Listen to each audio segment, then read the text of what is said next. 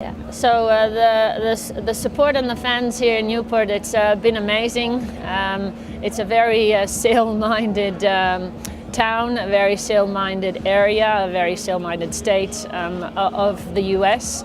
And even though we had a very tough finish as Dongfeng race team here in Newport, losing our first place in the last 15 miles of the race, coming up the river here into Fort Adams.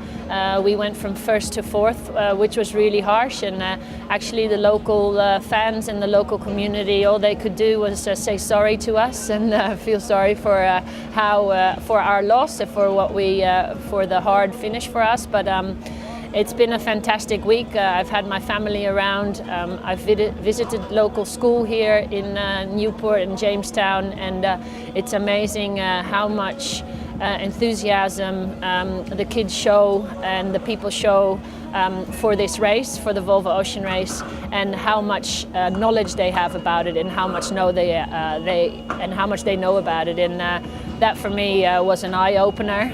I think it's not comparable to anywhere else in the world, and it puts a smile on your face at the end of the day. So yeah, the elapsed time is 1 point, extra point given at the end of the race, so after we've finished all the legs. So this will be in Den Haag in Holland, where it's basically awarded to the team, to the boat that has, I would say, spent the least amount of time on the water. In a way, it means that you have sailed the least amount of time in all the legs.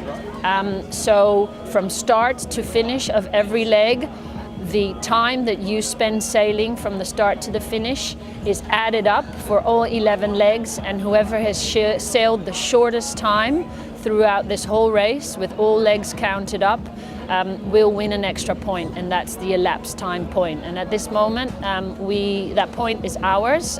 We've obviously still got 3 legs to go, so if nothing crazy happens, then we should be able to hold on to that point.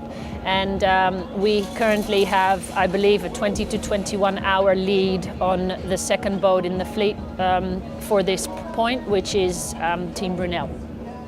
So yes, the next leg is it could be a race decider. You know, it's a double pointer. Obviously, everybody will be pushing very, very hard.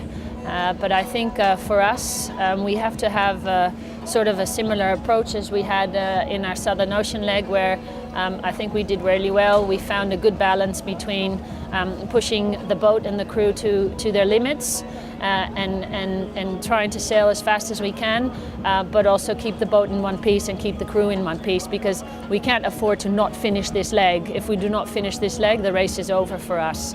Or at least a podium place is over, is gone, is out of sight. So we really need to push hard, because we know that every team will be pushing as hard as possible, because everybody wants to gain those double points. But at the same time, you also have to get there, and that's a really important thing. The crews are starting to show fatigue, the boats are starting to show fatigue, so we need to be really aware of it. So yes, we're going to push very hard, but find the good balance between that and keeping safe. I think, yes, it's definitely from now on, the 3 legs, the remaining legs, are all going to be sprints. All the legs, all the long legs are behind us, and we're all going to be in sprint mode. It's going to be very, very intense.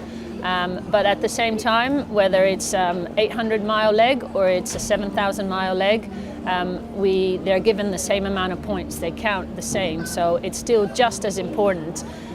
It's just going to be a lot more intense. And I think the top boats in the fleet that are first to third, they'll keep each other in sight. Might not be taking too many risks, because taking risks always involves you could finish first, but you could also finish last, and we can't afford to finish last. So we have to keep our competition in sight, but there could be boats that maybe think that they're not in for contention for a podium spot anymore, that could be taking bigger risks than us. But I don't think Dongfeng race team is the boat to take the big risks, unless we're 100% sure what we're doing.